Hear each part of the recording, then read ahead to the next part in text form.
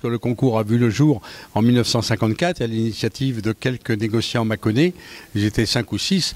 Déjà, il y avait un problème de vente au niveau des vins, donc ils ont pensé qu'un concours serait bien. Bon, ça n'a pas été le succès la première année, soit une soixantaine d'échantillons. Et puis très rapidement, de la région mâconnaise, on est passé au département, et puis à la région Bourgogne, etc. Et ça a été un succès ininterrompu. Justement, aujourd'hui, oui. Où arrivons-nous en matière de chiffres? On arrive, cette année, vu l'année 2016, on a un petit peu moins d'échantillons, on est à 9005. Bon, la moyenne est autour de 9008, 10 000, mais ce n'est pas une course à l'échantillon. Ce qui importe, c'est que toutes les régions françaises soient représentées. Pour la première fois, on passe le cap des 2000 échantillons avec Bordeaux. Et je disais, quelle belle épopée. En 1990, on avait 450 échantillons. Et là, on vient de passer le cap des 2000, 2044 exactement. Alors, c'est vrai que le département de la Gironde est un grand département viticole français, mais c'est important. Après, c'est les Côtes-du-Rhône, puis après, Bourgogne-Val-de-Loire. Donc, on ne peut pas me dire que le concours de Mâcon est un concours bourguignon. Alors effectivement, ce n'est pas forcément un concours que bourguignon, hein. C'est un concours maintenant national, international si on en juge le nombre de dégustateurs qui viennent de l'étranger, ça c'est important. Dégustateurs, peut-on donner une jauge? Oui, alors j'ai un fichier actuellement de 3600 personnes. Hein. Donc bien sûr tous ne répondent pas, il me faut à peu près 2200 dégustateurs, ce qu'on avait ce matin, et je crois 185 dégustateurs étrangers venus de 22 pays, du Brésil à Hong Kong, avec bien sûr une forte délégation suisse, puisque nous sommes à proximité de la Suisse, c'est à peu près 50 ou 60 personnes.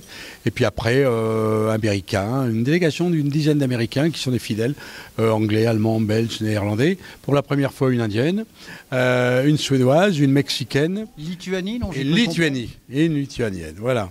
Donc alors ça, c'est effectivement la véritable notion de l'international. Qu'est-ce qui est compliqué en 2 mots dans l'organisation de ce concours? Alors, où il y a des vins tranquilles et des vins effervescents. Des vins tranquilles, donc, effervescents. Donc les gens s'inscrivent en décembre. Bien entendu, on prend chaque fiche d'enregistrement, on regarde la fiche d'analyse. Hein. Un échantillon, c'est 3 bouteilles, donc il faut tout vérifier. Ensuite, à partir du 15 février, c'est l'envoi des échantillons, donc c'est 30 000 bouteilles à manipuler. Et à stocker. Et à stocker. Donc on a la chance d'avoir une cave de proximité, donc ça se passe très bien. Et il faut être très vigilant sur les vins. Il ne s'agit pas, par exemple, si on a une déclaration d'un Côte-du-Rhône rouge 2014, il ne faut pas qu'on ait un Côte-du-Rhône village blanc 2015. Donc il importe de reprendre chaque bouteille en main. Voilà. Alors effectivement, ça c'est le professionnalisme, hein, le vôtre bien entendu en tant que président, mais également celui de votre équipe. Aujourd'hui, qu'est-ce que l'on peut dire sur cette 63e édition? Alors qu'elle connaît toujours un grand succès, que vraiment toutes les régions viticoles françaises sont représentées. J'ai coutume de dire du Gris de Toul à l'Irouléguy du Pays Basque en passant par le Belay niçois.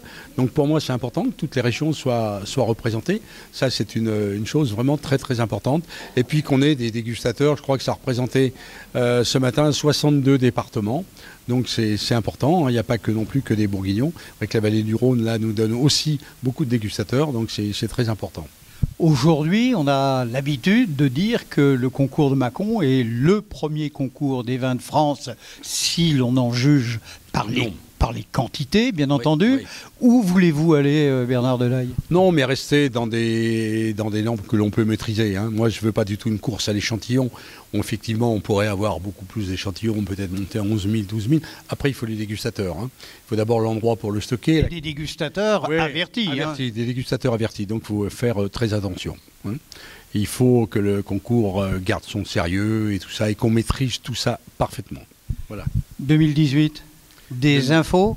Non, j'espère que les aléas climatiques, avec tous les gels qu'on a là tous ces matins, feront pas que la production tombe. On a déjà, si l'on en juge par les renseignements que l'on a, beaucoup d'endroits qui ont malheureusement été gelés, depuis la Champagne, le Chablis, même dans le sud, hein, la région de Fronton, j'ai entendu. Donc voilà. Et vivement 2018.